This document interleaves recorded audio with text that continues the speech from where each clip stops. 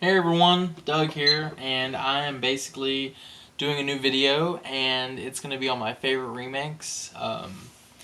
Not better than the original ones, obviously, in my opinion, but just very worthy remakes, and ones that I would definitely tell people to check out. But before I do that, I am going to give three shout outs, and the first one's going to go to CinemaDust. Her name is Lindsay. Very, very nice lady. Makes really cool videos. Just overall, a great person to talk to. Definitely check her out. The next person I'm going to shout out to is Crazy Dog 500. His name's Josh. He does a lot of videos. He makes different outfits, and he has a lot of cool hockey masks. I know he made a video, or he did a video on his outfit he made of the new Friday the 13th. Jason's attire, like the sack, the jacket. Very creative. Definitely somebody to check out. The next person is LiveFastDiarrhea. Hope I said that right. His name is Dominique, and he is from Germany. So definitely check him out. Very nice. Great on his updates. Does a lot of good videos. And just overall, really nice person to talk to. But I'm going to put everyone's name and their direct links and screen names in the info box. So just definitely check it out there. But yeah, let's go ahead and get started on the favorite remakes. First one is the Amityville Horror Remake, which came out in 2005. And it stars Melissa George and Ryan Reynolds. Overall, this one, the only thing negative about this movie I can say is that it lacked some of the atmosphere and tension that the original one kept and had so much of. But overall, this was a fun little remake in my opinion. Definitely check it out. The next one here, I know a lot of people didn't like it. Me and Brian went and saw it opening day, Christmas morning when it came out, and I liked it. He did not. But it's the Black Christmas remake. It's basically the same story, but they kind of give more backstory on the Billy Loomis character. Yeah, I mean, I really like this. It's a fun little slasher. I wasn't expecting much, but it actually kind of surprised me. So overall, I liked it, and I know a lot of people don't like this movie, but I would say just check it out and see what if you haven't seen it, check it out and see what you all think. The next one here is Zack Snyder's 2004 remake of Dawn of the Dead, starring Sarah Polley and Ving Rhames, who both did an excellent job in this movie. This one was just straightforward horror. The zombies moved faster. And in the original, there's a lot of comedic elements with the zombies. The zombies are slow, and there is horror in the original. But this one was just a direct, fast-paced, non-stop, gory, straight-up horror movie.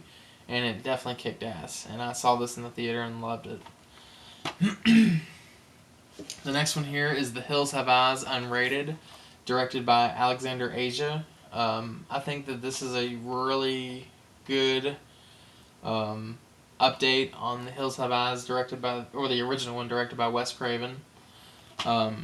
Just overall good, gory fun. And I think the girl in the movie, she did a really good job, but I don't see her name.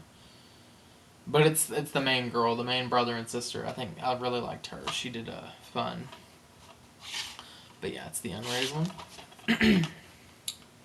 The next one here is the House of Wax remake, starring Paris Hilton, Chad Michael Murray, and Alicia Cooperth. Again, I haven't seen the original one in so long. The original one starred Vincent Price, and for the most part, what I can remember, the storyline in this remake are two different types of movies, basically just taking the title. But I wasn't expecting much when I saw this in the cinema. But it was actually pretty surprising little slasher film, and it was pretty gory. And Paris Hilton's death scene is awesome. Definitely check out the House of Wax remake.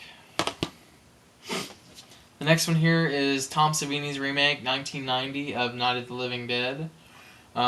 This is an alternate cover that I made. I just basically took the VHS that I had of it, photoshopped it, blew it up, and slipped it under the cover. You all tell me which cover you all like better. This one, say this one. But no, this one is it's a color remake. And the one big change in this that I really did like a lot is that he made Barbara more of a fighter, and in the original one, she's just kind of catatonic from the first 5 minutes on. But in this version, you know, halfway through, she becomes a tough chick. She's gonna kick ass. She's just a badass chick. But Tom Savini, I think, did an excellent job with this. The next one is Stephen King's made-for-TV miniseries of The Shining. The original one was directed by Stanley Kubrick, starring Jack Nicholson and Shelley Duvall. This one stars Steven Weber and Rebecca De Mornay, directed by Mick Garris. This is a lot like the book. The original one, Stanley Kubrick basically just took the elements of the book and made it into his own movie. Now, the original movie in the 80s is obviously a horror classic, and it's one of my personal favorite horror movies of all time. This made-for-TV version, though, is more like the book. And me being a fan of the book, I really did enjoy this. This one was a lot of fun. And if you like the book, then I'm sure you'll like this. The next one is 2003's remake of the Texas Chainsaw Massacre. Not one of my favorite remakes, but it's still one that I'll mention and talk about a little bit. The only thing that's about the same as this is there's a group of kids going across Texas and Leatherface character. All new family, all new characters. In the original series, Leatherface kind of has a sympathetic quality to him, and in this version and then in Texas Chainsaw the beginning, there's definitely no sympathy going on with this new Leatherface in the new franchise. Just pure, I guess demonic a little bit. Just crazy, non-stop killing machine, basically. Yeah. Total badass in this movie. The next one I'm going to talk about is Tobe Hooper's The Toolbox Murders. Again, just taking the title more or less and giving it a whole new story. This one stars Angela Bettis. Yeah. Angela Bettis, yeah.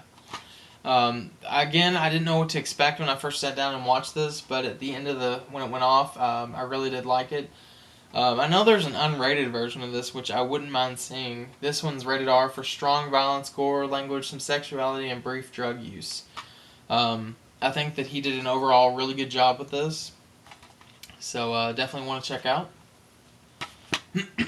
And lastly, again, I wasn't expecting much, especially because it was PG-13, but at the end of the day, I really did like it, and me and Brian went and saw this in theater. Again, he did not like it, I did like it, and it is When a Stranger Calls. Again, like I said, I wasn't expecting much, mostly because it was PG-13. I was like, oh god. But more or less, this is just a suspense thriller, and unlike Prom Night, the PG-13 remake, you know, that is a slasher on a PG-13 level. A suspense thriller on a PG-13 level, I'm more lenient to, and I can understand that. But like the Prom Night remake, with it being PG-13, makes, you know, it's a little weird. But I really like this. I think the girl in the movie did really good, Camilla Bell.